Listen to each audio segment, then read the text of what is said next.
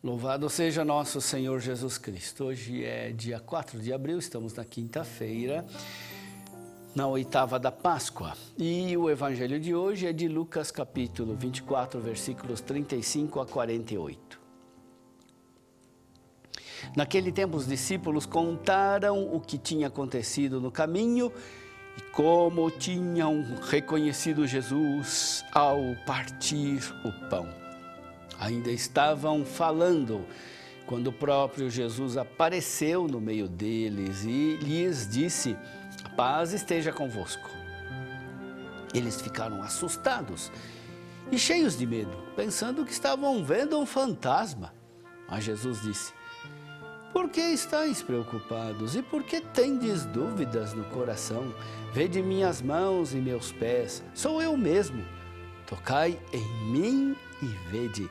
Um fantasma não tem carne nem ossos, como estáis vendo que eu tenho."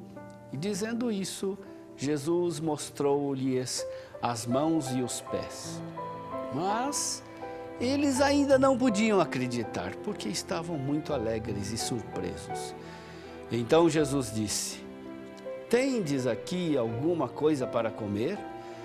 Deram-lhe um pedaço de peixe assado. Ele o tomou e comeu diante deles. Depois disse-lhes: "São estas as coisas que vos falei quando ainda estava convosco. Era preciso que se cumprisse tudo o que está escrito sobre mim na lei de Moisés, nos profetas e nos salmos." Então Jesus abriu a inteligência dos discípulos para entenderem as Escrituras e lhes disse: "Assim está escrito: o Cristo sofrerá e ressuscitará dos mortos ao terceiro dia, e no seu nome serão anunciados a conversão e o perdão dos pecados a todas as nações, começando por Jerusalém. Vós sereis testemunhas de tudo isso." Meu irmão, minha irmã, a aparição de Jesus em pessoa entre os seus discípulos é tão inesperada que eles não podem acreditar. Pensam que é um fantasma. De fato, a ressurreição não é invenção, não é criação da comunidade entusiasmada. Foi necessária uma intervenção de Jesus vivo para que eles chegassem à fé na ressurreição. Jesus se faz reconhecer com sinais realíssimos. "Olhai minhas mãos e meus pés, sou eu mesmo." Aquilo que eles veem é o corpo de Jesus que foi pregado, que foi traspassado. Deus em Cristo iniciou uma nova criação. Tomou um corpo humano e o fez um novo corpo espiritual, mas que está em continuidade com o primeiro. Jesus abriu-lhes a mente para a inteligência das Escrituras. É a grande revelação do Novo Testamento. A ressurreição de Jesus dá um novo sentido, um sentido definitivo para as Escrituras. Todas as coisas que pareciam enigmáticas, obscuras, se tornam luminosas, claras, como profecia da ressurreição de Cristo. Nas Escrituras, de fato, muitas coisas anunciam a ressurreição de Cristo, muitas coisas são figuras da paixão e da ressurreição. Naturalmente, não podiam representar todo o mistério. Era uma imagem antecipada e, portanto, imagens imperfeitas.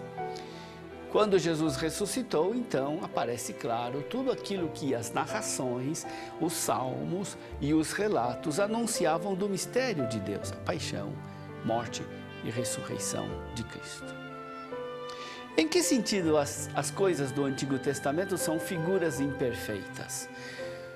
São imperfeitas no sentido de que toda vez que a morte é representada de modo real, a ressurreição não se representa do mesmo modo, e vice-versa. Quando a ressurreição é efetivamente figurada, então é a morte que não se representa da mesma maneira. Explico-me com alguns exemplos. Abel, assassinado pelo irmão Caim, é figura de Cristo na sua morte. Depois da sua morte, Deus diz a Caim: o sangue do teu irmão clama a mim. Abel, morto, ainda fala. Aqui o Novo Testamento viu uma figura da ressurreição de Cristo, mas é uma figura muito pálida. Há algo de Abel que ainda vive depois de sua morte e que clama a Deus, mas Abel mesmo não ressuscitou, não se apresenta vivo diante de Caim. Outro exemplo, o sacrifício de Isaac. Aqui é a ressurreição, que é prefigurada de modo real, porque depois do sacrifício, Isaac está vivo. Abraão recupera seu filho com vida. Por outro lado, a morte não aconteceu realmente. Abraão levanta o braço para sacrificar o filho, mas não o mata realmente. O sacrifício é somente um sacrifício simbólico. Também a história de José é figura da morte e ressurreição de Cristo. José vivo acolhe os seus irmãos que queriam matá-lo por inveja. Como Cristo acolhe todos os seus irmãos depois da paixão sofrida pelos pecados deles.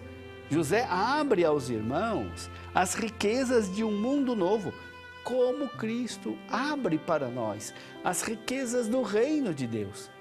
Também neste episódio, a morte não se verificou realmente. José foi morto simbolicamente, foi jogado no poço como a um morto na tumba. Seu pai recebeu suas vestes manchadas de sangue, mas na realidade ele não foi morto. Muitos símbolos ainda representam de modo preparatório o grande mistério da Páscoa. A história do povo de Deus, o templo destruído e reconstruído depois do exílio. Depois desta milenar preparação, se cumpre definitivamente em Cristo o mistério e se iluminam todas as profecias e prefigurações.